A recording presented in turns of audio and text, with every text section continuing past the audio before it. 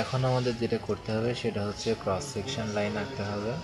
তো cross section লাইনের জন্য আমরা ফার্স্ট সেকশন এক্সেস কাট লাইনে ক্লিক করে বাম থেকে ডান দিকে যাইতে হবে।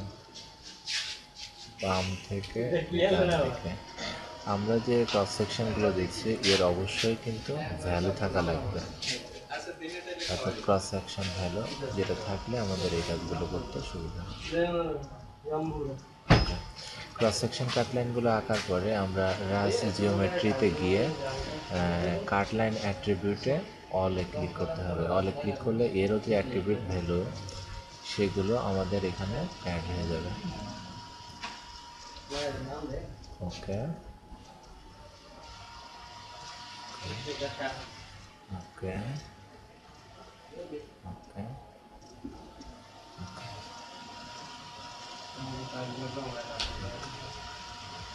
Yes, batch process cross section complete successfully. কাজটা হওয়ার পরে তারপরে আমরা রাস জিওমেট্রি থেকে আমরা এক্সপোর্ট রাস ডেটা এটা দিয়ে দেবো। এটা কোথায় সেভ হচ্ছে? হেকাসের ভিতরে জিআইএস টু রাসে ইয়েস দিব।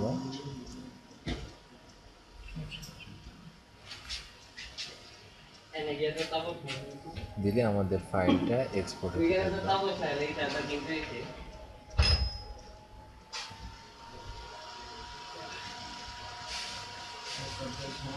ওকে কমপ্লিট।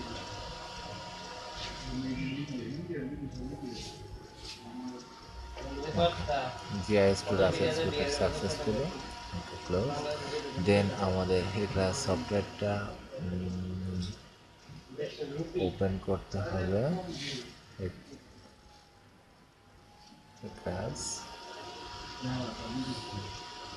ওপেন করার পরে এডিট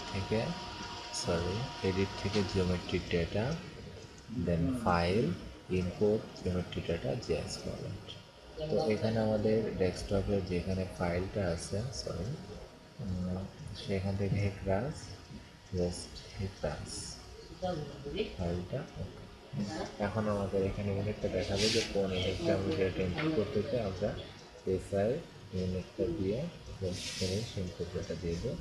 তাহলে এখানে দেখা যাচ্ছে আমাদের ডেটাটা ইনপুট হয়ে গেছে। যে এটা কর্নার খুলে দিব, এর আমাদের ফ্লো ডিরেকশন এদিকে এবং এর ক্রস সেকশন পয়েন্টগুলো কোথায়। এখন আমরা এখানে এসে বিভিন্ন ধরনের ডেটা অ্যাট্রিবিউট অ্যাড করে ঠিক করে যেগুলো মানে আমার এখান থেকে যে কোনো ধরনের ক্যাটাগরি আছে ক্যাটাগরিগুলো আমি ঠিক করে দিলে এখান থেকে আমার ডেটাটা এখান থেকে আমার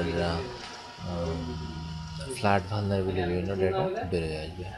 তো ধন্যবাদ সবাইকে।